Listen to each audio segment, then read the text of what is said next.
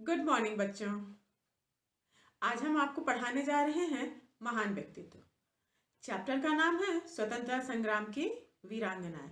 स्वतंत्रता संग्राम की वीरांगनाएं। इसके पहले हमने आपको मंजरी में कला माजून की जय बोल चैप्टर पढ़ा दिया था।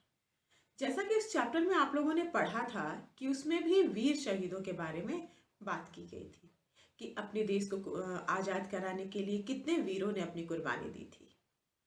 तो ये कुर्बानी सिर्फ वीरों ने ही नहीं बल्कि हमारे देश की वीरांगनाओं ने भी दी थी।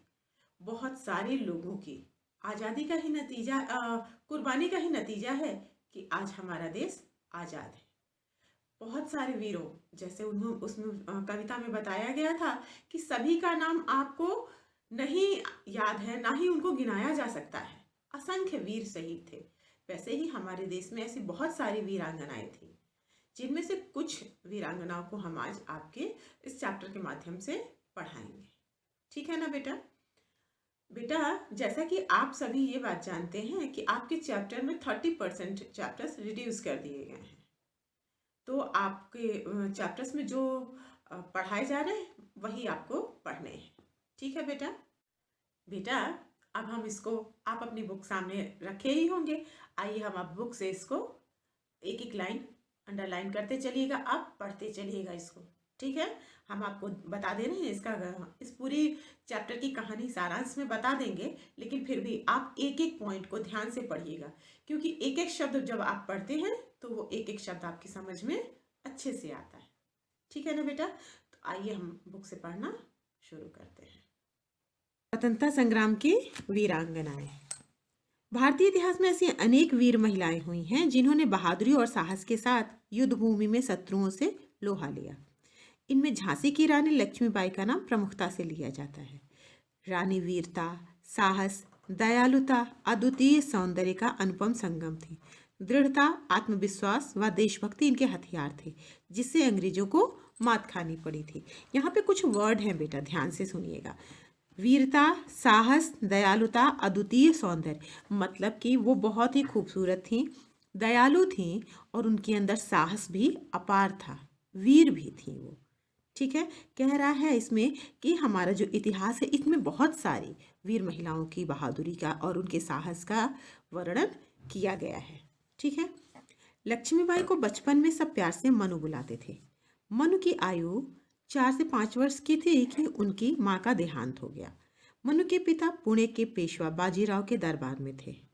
मनु की देखभाल के लिए उनके पिता उन्हें अपने साथ पेशवा बाजीराव के दरबार में ले जाते थे। अतः मनु का बचपन पेशवा बाजीराव के पुत्रों के साथ बीता। मनु उन्हीं के साथ क्या करती थी? पढ़ती थी। बाजीराव के बच्चों के साथ अस्त्र शस्त्र चलाने की शिक्षा उन्हें भी दी जाती थी। किसको? लक्ष्मीबाई को।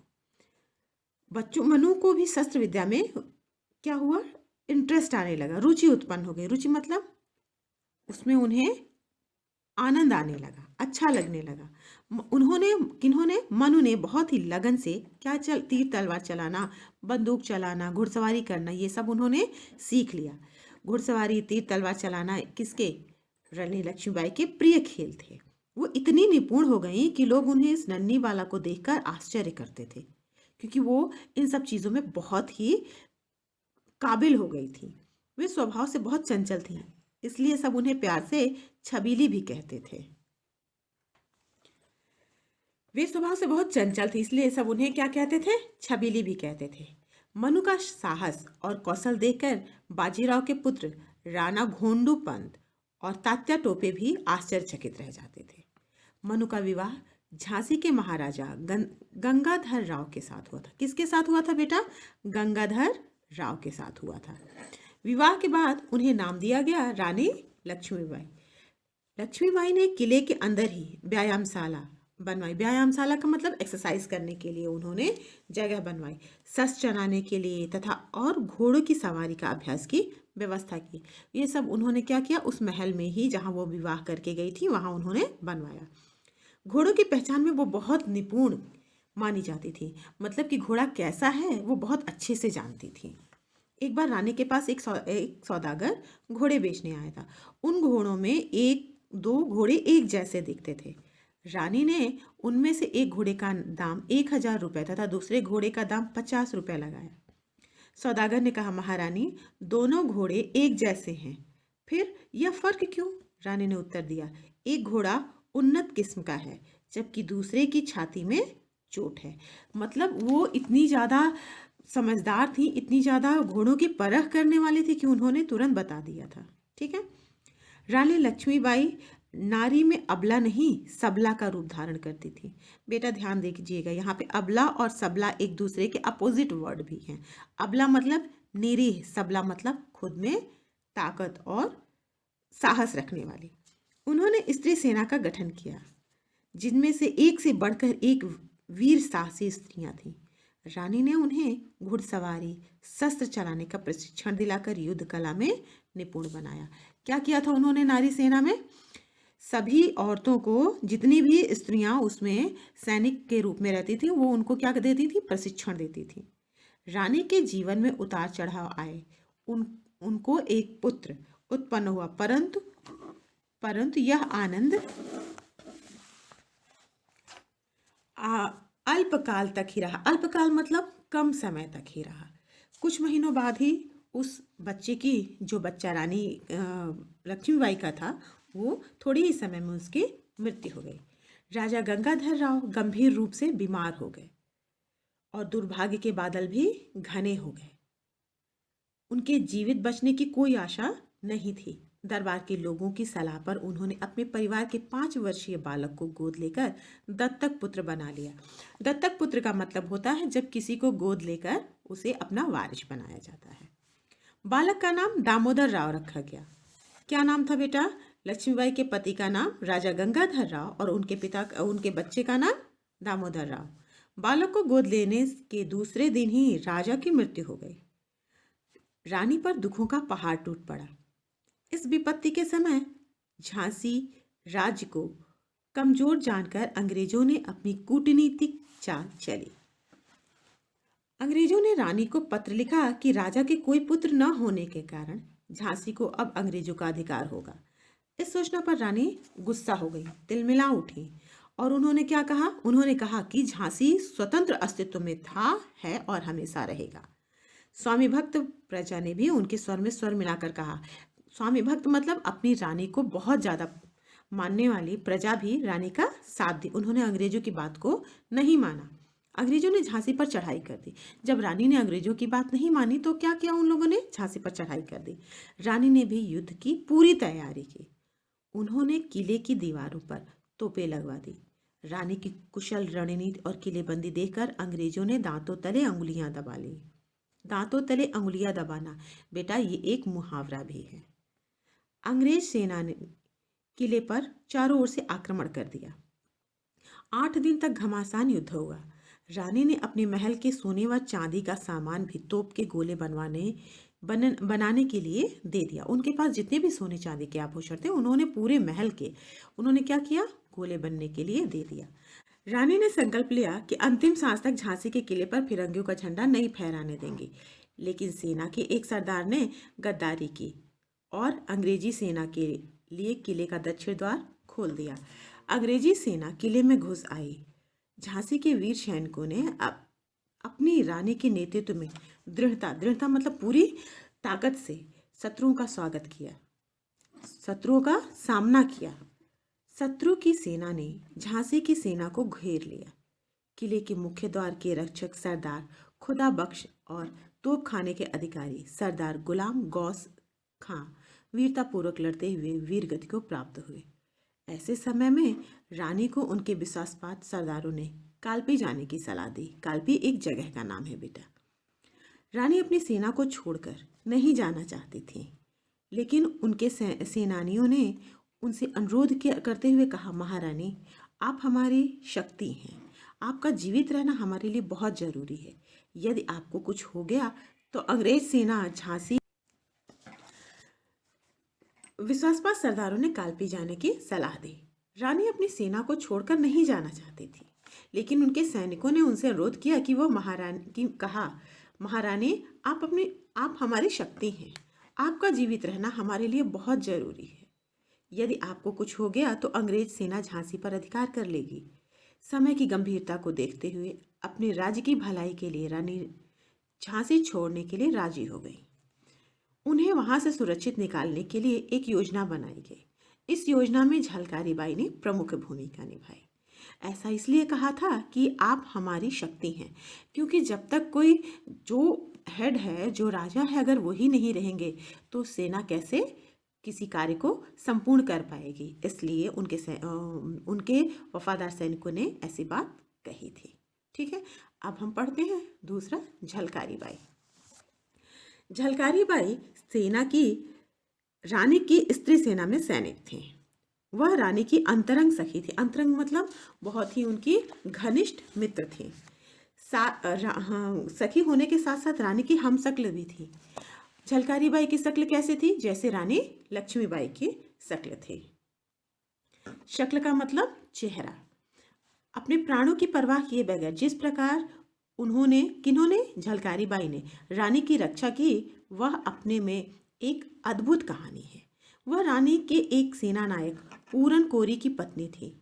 रानी उनकी बुद्धिमत्ता एवं कार्य क्षमता से इतनी प्रभावित हुई कि उन्होंने झलकारी बाई को शस्त्र संचालन तथा घुड़सवारी का प्रशिक्षण दिलाकर उन्हें सैन्य संचालन में दक्ष कर दिया। बेटा, दक्ष का मतलब होता है निपुण कर दिया। झलकारी बाई रानी के प्रति पूर्णतः मतलब पूरी तरह समर्पित थी। उनमें देश प्रेम की भावना कूट कूट कर भरी थी। जब रानी को किले से सुरक्षित निकालने की योजना बनाई गई तो झलकारी बाई ने रानी के वेश में युद्ध करने के लिए स्वयं को प्रस्तुत किया। क्या किया गया था?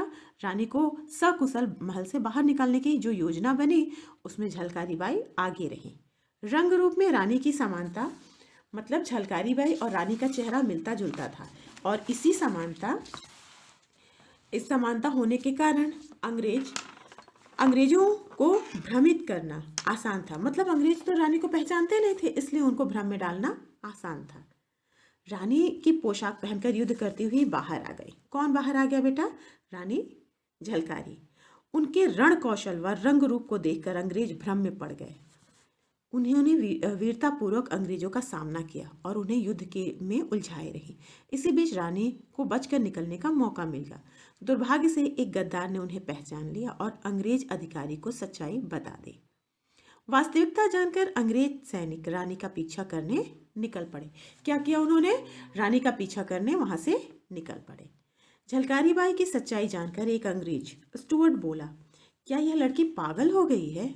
एक दूसरे अधिकारी यूरोज ने सिर हिलाकर कहा, नहीं स्टुअर्ट, यदि भारत की 1% स्त्रियां भी इस लड़की की तरह देश प्रेम में पागल हो जाएं तो हमें अपनी संपूर्ण संपत्ति सहित यह देश छोड़ना पड़ेगा। अंग्रेजों को ये बात समझ में आ गई थी कि यहाँ की स्त्रियां क्या एक दूसरे के लिए कितना समर्पण रखती हैं, ठीक है, और अपने देश से कितना प्रेम करती हैं। जनरल यूरोज ने झलकारी बाई को बंदी बना लिया, परंतु 1 सप्ताह बाद छोड़ दिया। अपनी मातृभूमि एवं महारानी लक्ष्मीबाई की रक्षा के लिए अपने प्राणों की बाजी लगाने वाली झलकारी बाई शौर्य एवं वीरता के कारण देशवासियों के लिए आदर्श बन गई।